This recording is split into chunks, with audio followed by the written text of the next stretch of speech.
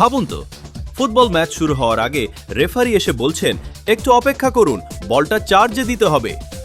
শুনতে অবিশ্বাস্য লাগলেও 2026 ফুটবল বিশ্বকাপে ঠিক এমন প্রযুক্তির বলই ব্যবহার করা হবে। ফুটবল মানেই একসময় ছিল শুধু চামড়ার গোল বল, কিন্তু প্রযুক্তির এই যুগে বিশ্বকাপের বলও হয়ে গেছে স্মার্ট ডিভাইস।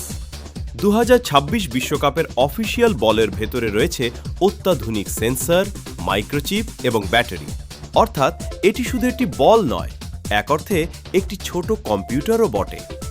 এই স্মার্ট চিপ প্রতি সেকেন্ডে শত শত বার তথ্য সংগ্রহ করতে পারে।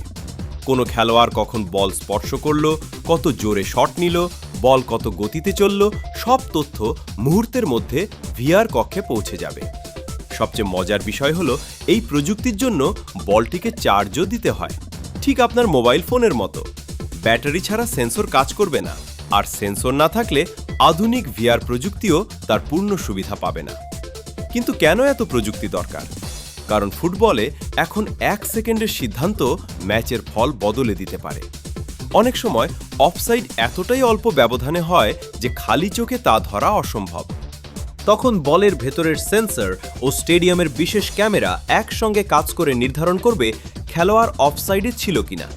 শুধু তাই নয়, বলের নতুন ডিজাইনও বেশ চমকপ্রদ। এতে ব্যবহার করা হয়েছে বিশেষ এয়ারোডাইনামিক প্রযুক্তি, যাতে বল বাতাসে আরও স্থিতিশীলভাবে চলতে পারে। বৃষ্টি বা আর্দ্র আবহাওয়াতেও খেলোয়াড়রা ভালো নিয়ন্ত্রণ পাবেন।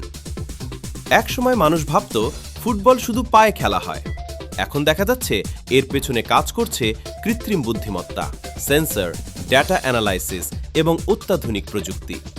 তাই 2026 বিশ্বকাপ শুধু খেলোয়াড়দের বিশ্বকাপ নয়, এটি প্রযুক্তিরও বিশ্বকাপ। আর হয়তো ইতিহাসে এই প্রথম কোটি কোটি দর্শক এমন একটি বিশ্বকাপ দেখবে যেখানে মাঠের বলটিকেও ম্যাচের আগে চার্জ দিতে হবে। ফুটবলের ভবিষ্যৎ যে কতটা প্রযুক্তি নির্ভর হয়ে উঠছে, তার সবচেয়ে বড় উদাহরণ হতে যাচ্ছে এই স্মার্ট বিশ্বকাপ বল।